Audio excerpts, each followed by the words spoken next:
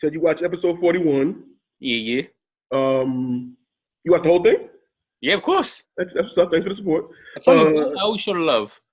Like, I do my best. If I'm in a rush, I'll play it in the car when I'm driving, so I'll still at least have to hear it. Right. That's why I put the audio. So, you can watch the video, play the audio. I put all the options out there. But you had an issue with the what you said with Rick Ross? Yeah, so, I mean... Rick Ross or just Rick Ross in general? It's Rick Ross in general, so I don't get me wrong. Like, obviously, I'm a fan of 6ix9ine. Like, I like what he's doing because it worked. It worked for the young kid. Like, as much as I'm not a fan of certain things, like, lyrically, he's not nice. Like, I'm not like, oh my God, the dude's bananas. Mm-hmm. But the fact that he's doing, he's feeding his family, he's doing his thing, and the way he getting it, mm-hmm. it's whatever. But the fact that Rick Ross been around for a minute, mm-hmm. and he never mentioned this at all while he was out in the street doing all this wild shit. Mm-hmm. And also he dropped his name. I felt the same way with the French Montana shit. Mm-hmm. Fucking 6ix9ine been calling himself King of New York for forever. No real rapper worries about it. No one's stressing it. Mm-hmm. Everyone knows there's an actual King of New York. It's definitely Jay-Z. Like, there's no argument here. Like, no real person cares. But yet, French Montana had a feeling he had to say something. But it's just funny, him being a New York, like, the way I feel is him being a New York rapper. For him now to say something, like, dude's locked up, he can't argue back, he can't troll him on Instagram, he can't tell him, do all that suck my dick shit, he can't say anything, he just has to be quiet because he's locked up. I think that's a bitch move from French to all of a sudden mention it and be like, yo, like, oh, he's not the King of New York, can't be King of New York, Jay-Z's still here, or whatever. Bro, where was that energy when he was screaming this shit before, when he was out, when he could respond to you? So that was my problem. And with the Rick Ross thing, it's a bigger thing, it's more of a hip-hop thing. So I've never been a huge Rick Ross fan, to be honest. Like, that. I mean, you told that forever. Although his last album, I admit, is fucking amazing. I was really impressed by it. Mm-hmm. But I've never been a huge Rick Ross fan. But, like, my shit with Rick Ross is that, so, like, one, he's popping off now, making these little comments about 6ix9ine. Now that the kid's locked up. And the reason I say now the kid's locked up is because I do not believe that song was recorded way beforehand. The way shit works nowadays, shit gets done immediately. Mm-hmm. And I'm talking about within a few days, you could pass off a verse, finish a verse, lay it down, and have it ready to go. Mm-hmm. So I fully believe that between the album dropping and him getting locked up, that was added in there for the verse. Obviously, I mean, it had to be because he's mentioning the lockup shit anyway, so it had to be. But it's just, I feel like it's like a cheap shot that Rick Ross didn't need, especially coming off a real diss with that Birdman shit that was real and true to heart, and it was in the moment. Mm-hmm. So that was one. And the other thing that I think it bothers me as a hip hop person is that, like, I think motherfuckers forget, if this was the 90s, Rick Ross wouldn't have a career. He was a correction officer. He wasn't screaming gang. He wasn't a fake gangster or selling drugs. Like, he was an actual law enforcement. Yeah. Like, the only thing worse than being a cop is being a correction officer, if you think about it in the rap community, because you're holding the people down and you're beating the people up that supposedly you want to let free. Right. You yell free Big Meech when you was helping locking them up. Like, you was there walking them to the showers. Like, that's my problem. And I feel like mad hip hop motherfuckers forget. Like, this motherfucker was a CO. Mm-hmm. I personally, I don't think rap is real life. So I don't think that, obviously, I don't think hear Rick Ross record, like, yo, that nigga's moving weight. I know he's not moving weight. I know it's just music. So it doesn't offend me that he was a correction officer. Mm-hmm. But the fact that people talk about that realness, and I'm like, yo, this dude, but he was a CO. Like, it's not like a story made or something. Like, yo, he was a correction officer. Mm-hmm. Like, he was 100% a law enforcement officer working for law enforcement on the side of the law, not fucking selling weight and moving bricks, but instead pushing around the motherfuckers who was selling weight and moving bricks, and you tell them, yo, get in your cell, yo, bend over and cough. And I feel like motherfuckers act like that shit never happened. Like, it's so cool with Ross. Ross could talk about 1 million bricks and 1 million pounds and shit on his records, and motherfuckers like, yeah, they loving it. Mm-hmm. One of the things that surprised me actually was Pusha T on his interview with the Joe Budden podcast and shit. He was talking about how, he loves Rick because, Rick is one of the ones that he could give a verse to and he get it done right away. And he was saying, like, at the same time, in that same conversation, not exactly that part, he was talking about, like, he only messes with real dudes and he likes real dudes. He don't want none of that face around him, people who rap what they're not about. Mm-hmm. I think that's mad hypocritical because one of your best people to rap with is Rick Ross, who, again, was a fucking CO, bro. Like, I have nothing against him being a CO. If you were a cop and you want to change your life around and become a rapper, by all means, that's cool. And you can rap about the street life even if you never lived it because it's a thing. You know what I mean? Mark Twain didn't fucking go battle the Musketeers. Like, it's cool. It's like, it's fun. The only problem I have is that when the hip hop community starts talking about other artists that aren't living their life, But the defending artists like Rick Ross, who like, bro, he was like the only thing worse than being in law enforcement when it comes to the rap world is being a fucking snitch. Mm-hmm. Which again, if 6ix9ine is, then that's a completely different thing. But like, that's the only thing worse in my opinion. Like, if I'm wrong, if I'm not mistaken, like, yo, me and you from the same era, basically. Do you think Rick Ross, being a correction officer, would bounce back in the 90s and still had a career? The thing that protects him even to this day is his affiliations. He's cool with Puff. He's cool with Jay-Z. So, and those guys are from the 90s. So I feel like they don't mind. So I don't think they probably would have mind back then either. You know what I'm saying? I think I agree with you. You know what I'm saying? Because 50 outed him. He put the pictures of him being a CEO, and you know what I mean? He was like the only one, but he's so connected with Puff and Jay and a lot of people. You know what I mean? Nobody like Pusha T, nobody minds. So unless he was moving some weight as a CEO, and they know that, you know what I'm saying, or you know, the time frame, maybe he retired as a CEO and then started doing it, or unless there's more to the story that we don't know. But Pusha T, Puff, Jay, like he's cool with a lot of people. But that's what I'm saying. Like it's kind of weird they let that that. And he's losing from that era, so that's why I say it's interesting because it's not like he's just cool with, let's say, a Meek, you know, who's a little bit younger, you know what I'm saying, or anybody else just this era. He's cool with dudes from back then, so it's like.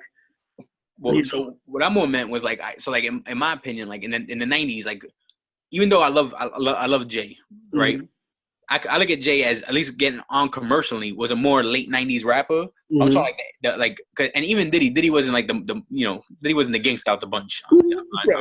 Shit.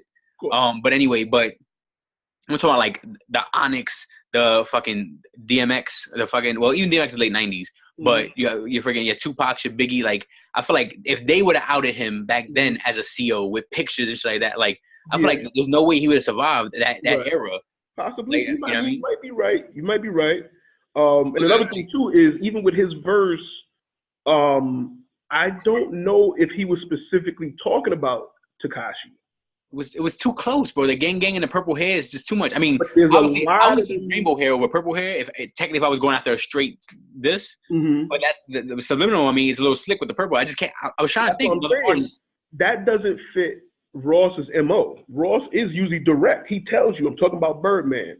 I'm talking about that. He's more direct. So for him to subliminally say it, I don't know if he is talking about the young rappers in general. You know what I'm saying? Because he said purple hair. Tekashi's hair is not really purple, it's rainbow. Yeah. You know what I mean? So I don't know if he's talking about him. I don't know if he's talking about Tekashi, or, you know what I'm saying, it's just the kid, the Gucci Gang kid. There's a lot of kids that claim gang, or, you know what I'm saying? So I don't know if he was just talking in general. Yeah, but they're not locked up. The only one of them was locked up. But you're right, though. I mean, and I'm not saying you're wrong, and I just don't know, because like I said, it could be. His MO is usually more direct. You know what I'm saying? So even that is like, did he mean him?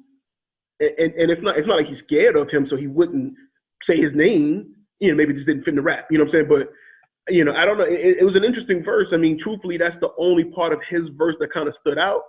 So maybe he used that for the shock value to because he knew I'm on this song with, you know, Meek is in a different mind state right now. He's going in. Can we talk about that song for a minute, man? Like, we look into that, but you know, but you know what I'm saying. So I think he felt like, because he goes first, so it was just like, all right, let me get on that, because I know what y'all gonna do to this. So let me just say something. I'm gonna end it with some shock value, so at least people talk about my verse. You know what I'm saying? Compared to these rest of these verses. Nah, for you. I'm in the conversation. My whole thing is like, I just like, and it's not even from the podcast you were doing just now. Like, there's mad people I've heard like talk about. Like, oh, I hate when people don't live their lyrics, or people like they fake, or people are not about that life. Yeah. And they talked about some of their favorite rappers, and they mentioned Rick Ross, and it's like, yo, like, motherfucker, he was a CO. Like, there's nothing different. There's nothing bigger than being a CO, but rapping about moving weight, especially when you want moving weight. And I mean, the thing is, like, obviously, you don't know what his side life was. You don't know what the true story behind the thing is. Right, right. I mean, he borrowed the name Rick Ross. Obviously, we don't know the story there. But if you've seen the pictures of him as a CEO, he looked like a really happy, clean-shaven, I ain't do nothing guy. Like, don't get me wrong, I know CEOs in some states you got to shave and shit like that, but just the way he looked like he was didn't want no smoke.